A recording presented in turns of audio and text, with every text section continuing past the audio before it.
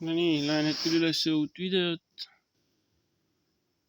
60% laetud.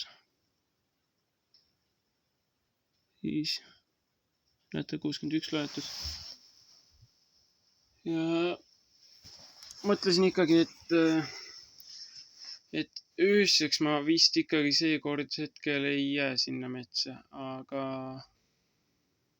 ma proovin täna ära käia ja enne pimedat tagasi saada.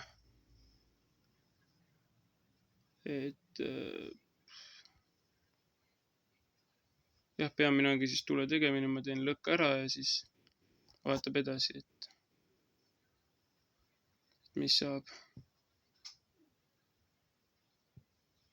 Hetkel rohkem ma nagu öelda ei oska.